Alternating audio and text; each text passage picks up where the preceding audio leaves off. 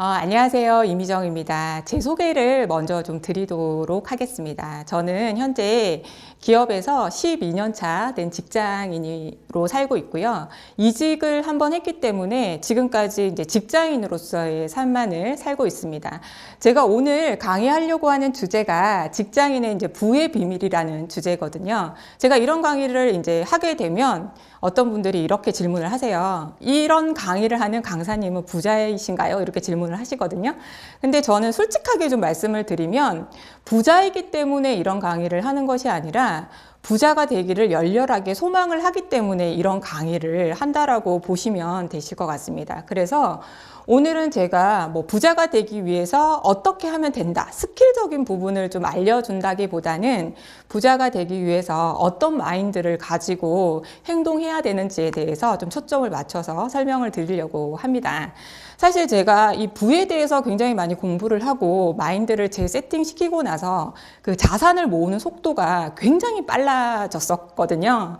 그래서 오늘 그 부자가 되고 싶으신 분들은 좀 집중을 해주시면 좋으실 것 같고요. 사람들은 이렇게 얘기를 합니다. 나는 정말 부자가 되고 싶다. 이렇게 많은 분들이 얘기를 하시거든요.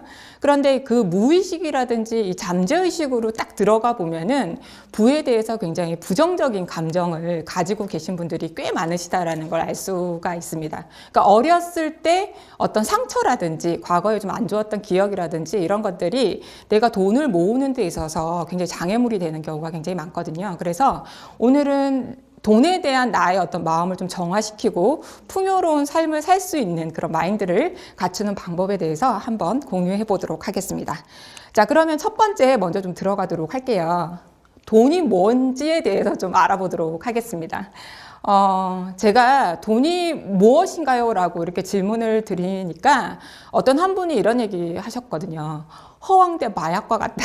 이렇게 얘기를 하시는 분들이 계시더라고요. 그러니까 나름대로 돈에 대해서 정의하시는 부분들이 좀 다를 수는 있는데 제가 서두에서도 말씀을 드렸듯이 12년 차가 된 직장인이라고 말씀을 드렸는데 10년 차가 됐을 때 저한테 굉장히 깊은 슬럼프가 한번 왔었어요. 그래서 직장인이라면은 한 번씩 다 생각해 보시겠지만 가슴에 좀 사표를 좀 품고 이렇게 다녔었는데 그때는 사실 제 삶의 어떤 감사가 사라지고 감정을 표현하는 데 있어서 덥다, 춥다 이렇게밖에 표현하지 못할 정도로 굉장히 이제 좀 슬럼프가 많았었어요. 그래서 퇴사를 좀 진지하게 고민을 할 때 제가 굉장히 그 고민 속에 장애물이 되었던 것이 뭐냐면은 이 경제적인 부분이 있었거든요. 그래서 제가 기업에 다니면서 남들보다는 좀 높은 연봉을 받고 있다라고 생각이 들었지만 경제적인 부분에 있어서 내가 여유롭지 못하구나 아직까지. 그러면서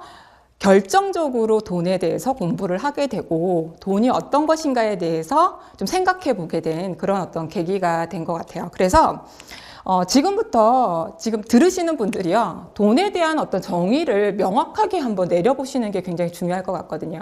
제가 서두에 말씀을 드렸듯이 돈은 허황된 마약과 같다 라고 생각하시는 분들, 그리고 돈은 인생의 전부가 아니다 라고 생각을 하신다라고 한다면 돈이 쉽게 모이지가 않겠죠. 그래서 저는 그 말도 맞는 말이라고 생각이 들어요. 돈이 인생의 전부는 아니지만 인생에 있어서 굉장히 중요한 요소라고는 저는 생각을 하거든요.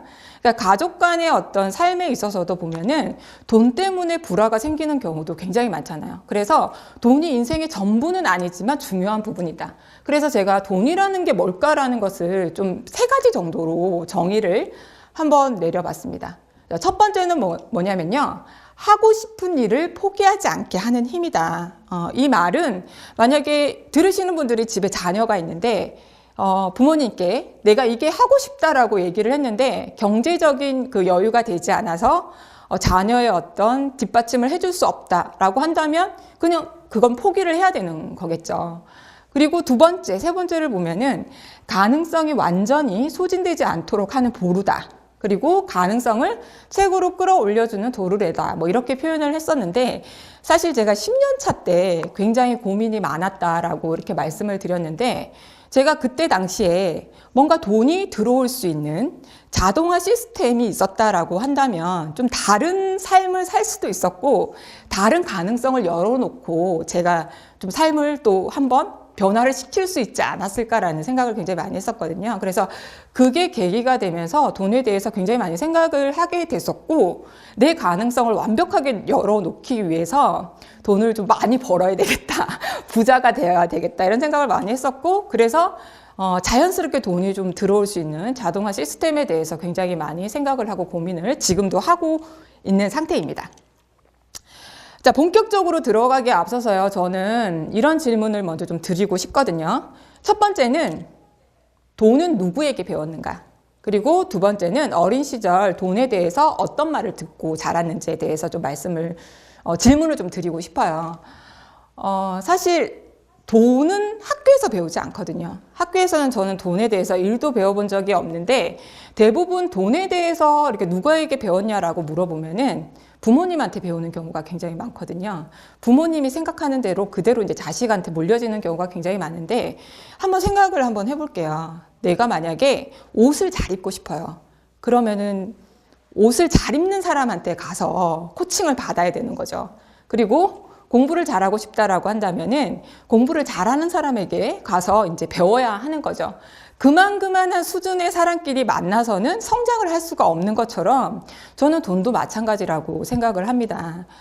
부자한테 가서 돈을 배워야 되는 거죠. 그러니까 부모님이 나에게 돈에 대한 어떤 생각이라든지 행동이라든지 이런 걸 알려주지만, 현실적으로는 내 부모가 부자가 아니다라는 게 이제 문제가 될 수가 있는 거죠. 그래서 저희 부모님도 항상 그런 얘기 많이 하셨거든요. 빚을 꼭 갚아야 한다. 근데 이제 빚도 나쁜 빚이 있고 또 좋은 빚이 있는 거고, 그리고 학교를 졸업하고 나서 또 다른 좋은 기업에 들어가야 된다, 이런 식으로 얘기를 많이 하셨던 것 같아요. 그러니까 그게 나쁘다라는 것은 아니지만 현실적으로 내 부모님은 부자가 아니다. 그래서 이 부자가 되기 위해서 나는 부자를 찾아가서 공부를 배워야 되겠다, 이런 생각을 굉장히 많이 했던 것 같아요. 그래서 누구한테 배웠는지에 대해서 한번 생각을 해보실 필요가 있고요. 어린 시절에 내가 어떤 말을 듣고 자랐는지도 굉장히 중요하거든요. 부모의 어떤 말이 자식에게 굉장히 많이 영향을 미치게 됩니다. 어린 시절에 부모가 너는 정말 할 수 있다, 잘한다 라고 이렇게 얘기를 듣고 자란 사람들은 보면은 자존감이 굉장히 높은 경우가 많거든요. 근데 이제 돈도 역시 마찬가지라는 거죠. 부모님에게 나 뭐 사야 된다라고 이렇게 요구를 하면은 부모님이 땅 파봐라 돈이 나오나, 돈 버는 게 얼마나 힘든 줄 아느냐, 이런 얘기 이제 한 번씩 다 들어보셨거든요. 그리고 굳은 날을 위해서 돈을 저축해야 된다, 이런 얘기도 굉장히 많이 들어보셨을 거예요.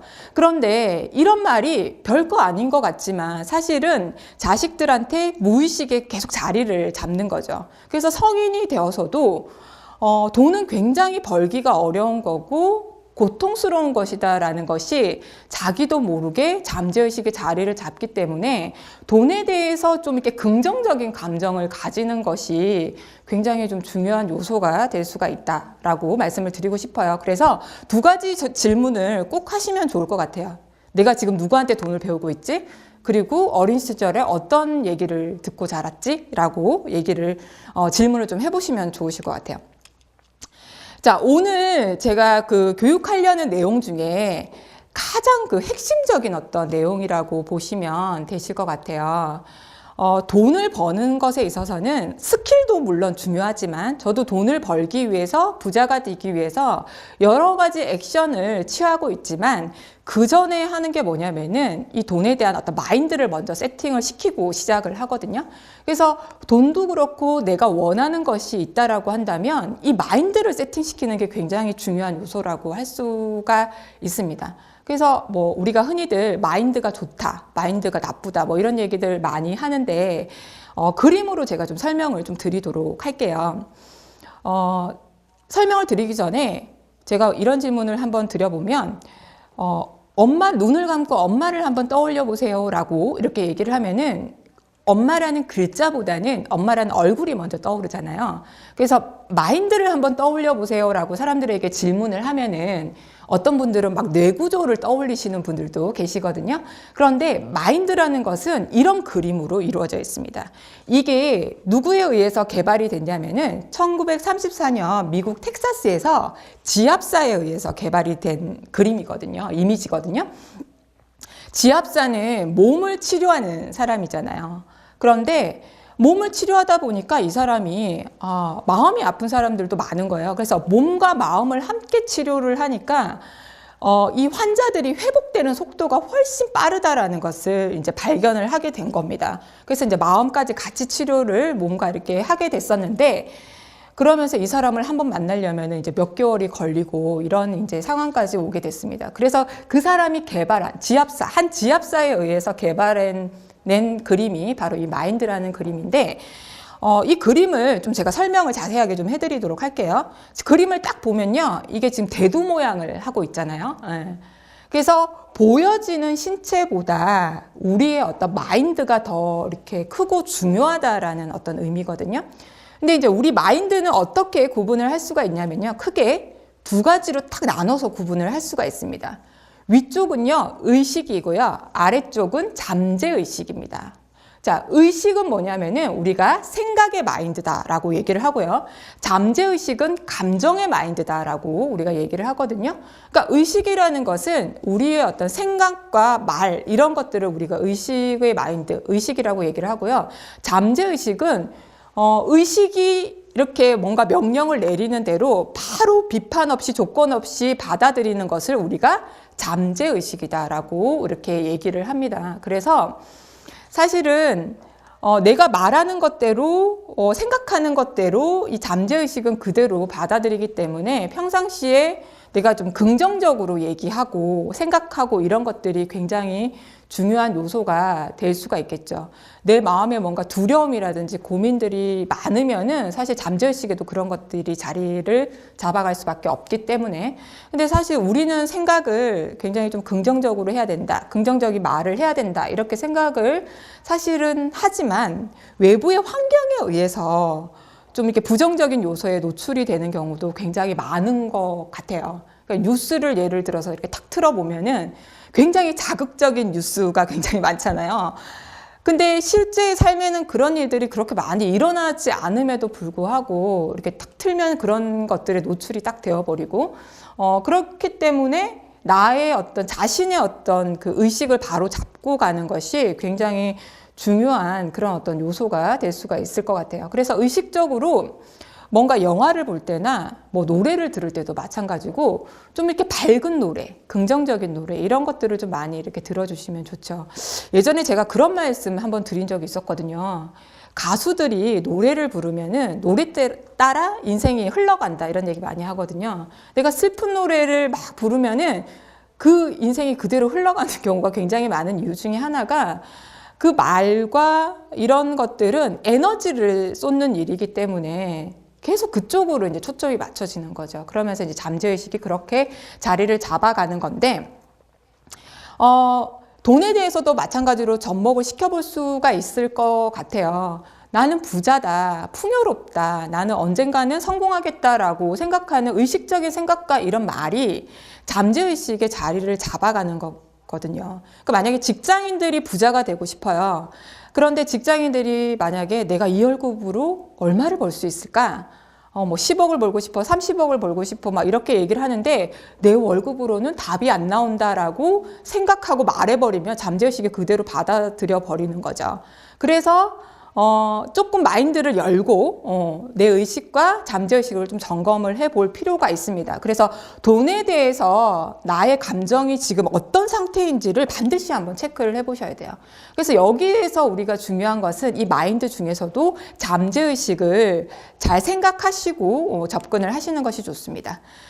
자, 그래서 제가 잠재의식의 어떤 특징에 대해서 좀 말씀을 드리도록 할게요. 의식은 선장과 같다라고 얘기를 했어요. 내가 뭔가를 원해라고 하면은 잠재의식은 비판 없이 그걸 받아들인다라고 얘기를 하는데, 이 잠재의식이라는 것 자체는요, 부정과 긍정을 구분을 못합니다. 그러니까 예를 들면은 빚이 굉장히 많은 사람이 있어요. 그러면은 이 사람의 목표가 빚을 갚겠다라는 목표를 이제 세웠어요. 그런데 잠재의식은 제가 말씀드린 대로 부정과 긍정을 구분을 못하기 때문에 빚을 지라는 건지 갚으라는 건지를 구분을 못하거든요. 그리고 다이어트를 할 때도 내가 뭐 5kg를 감량을 하겠다라고 이렇게 결정을 하면은 감량이라는 것이 좀 마이너스적인 요소가 강해요. 그래서 이것도 이제 좀 부정적인 어떤 요소가 될 수밖에 없는 거죠. 그래서 내가 뭔가 목표나 계획을 세울 때는 나는 부자가 되겠다. 빚을 갚겠다가 아니라 좀 긍정의 단어로 이제 어떤 원하는 것이나 목표를 좀 설정을 해 주시는 것이 굉장히 중요하다라고 보실 수가 있습니다. 자, 그리고 미래형보다는 현재형으로 한다. 잠재의식은요. 이렇게 뭔가를 딱 의식해서 요청을 하면은 그대로 현실로 믿어버리는 경향이 있거든요. 그래서 나는 뭐 10억을 벌 것이다. 부자가 될 것이다. 미래형으로 얘기하는 것보다는 이미 이루어진 것처럼 얘기를 하고 생각하시는 게 중요하고요. 그게 좀 부담스럽다라고 한다면 현재형으로 이루어가고 있는 중이다. 이렇게 해주시면 좋은 게 잠재의식의 어떤 특징이라고 볼 수가 있어요. 그래서 내 말에 부정이 없는지 이런 것들을 한 번씩 점검을 해 보셔야 되겠죠. 자, 그래서 제가 잠재의식을 얘기를 하면서 계속 이런 얘기를 해요. 그래서 긍정적으로 생각해야 돼요. 그리고 뭔가 내 말을 점검을 해야 됩니다. 뭐 이런 얘기들을 굉장히 많이 하는데 계속해서 그런 것들을 우리가 요구하고 이렇게 얘기를 하지만 사실 우리의 뇌는요, 긍정보다는 부정에 더 민감하게 반응을 하거든요. 그래서 뉴스를 딱 보시면 그 제목 자체가 굉장히 자극적이잖아요. 그건 왜 그러냐면 사람들이 긍정적인 어떤 단어보다는 부정에 더 빨리 반응을 하기 때문에 그렇다라고 볼 수가 있는 거죠. 그래서 만약에 내가 과거에 어떤 상처가 있거나 그리고 좀 부정적인 요소를 가지고 있거나 그리고 부정적인 어떤 생각이 들 때 맞다. 나는 긍정적으로 좀 생각을 해야 되겠지라고 생각을 하면서 그걸 막 외면해 버리시는 분들이 계시거든요. 피하려고 하고. 그리고 특히나 과거에 상처가 있으신 분들이 그렇게 많이 하는데 저 역시도 마찬가지였던 것 같아요. 과거에 뭔가 이렇게 좀 나쁜 기억이라든지 이런 것들이 갑자기 이렇게 떠오르거나 이러면은 막 미친 듯이 운동을 하거나 막 자기 개발을 하거나 제가 그걸 막 외면하고 피하려고 했던 기억들이 굉장히 많거든요. 근데 이제 우리의 몸과 마음은 계속 밀어내면 밀어낼수록 싸우려고 하는, 저항하려고 하는 그런 성질이 있기 때문에 누구나 다 부정적인 마음이 일어날 수가 있는 거죠. 돈에 대해서도 마찬가지입니다. 부정적인 감정이 일어날 수 있는 거죠. 그럴 때는 외면하지 말고 좀 받아들여 주시는 것이 좋습니다. 나에게 지금 이런 감정이 나타났구나. 조금 관찰하고 바라보는 작업을 좀 해주시면은 그런 부정적인 감정들이 조금 빨리 사라지게 되는 거죠. 예. 그래서 제가 지금 이제 하고 있는 방법 중에 하나는 최근에 명상이나 글쓰기를 굉장히 많이 하거든요. 그래서 명상은 내가 이제 부정적인 어떤 감정들이 올라왔을 때 그것을 좀 정화시켜주는 그런 역할들을 굉장히 많이 하고요. 글쓰기 같은 경우에는 내가 어떤 그 나쁜 생각이나 이런 생각들이 들어왔을 때 그 생각에 막 매몰되지 않고 뭔가 객관화 시켜줄 수 있는 작업을 해줄 수 있는 게 글쓰기인 것 같아요. 그래서 그런 것들을 뭔가 해결할 수 있는 나만의 어떤 방편을 저는 만들었거든요. 그게 이제 명상과 글쓰기인데 자신만의 방법을 좀 만들어 보시면 좋으실 것 같습니다. 그러니까 어떤 분들은 그림을 그리시는 분들도 계시고요. 어떤 분들은 뭐 원예 치료라고 해서 그런 것들을 이용하시는 분들도 계시고 그런 방법들 자신한테 다들 이제 맞는 방법들이 있는 것 같아요. 그런 방법들을 하나씩 찾아서 해주시면은 이런 부정적인 감정에 좀 편안하게 받아들이고 다시 밝은 감정으로 되돌릴 수가 있는 거라고 볼 수가 있습니다.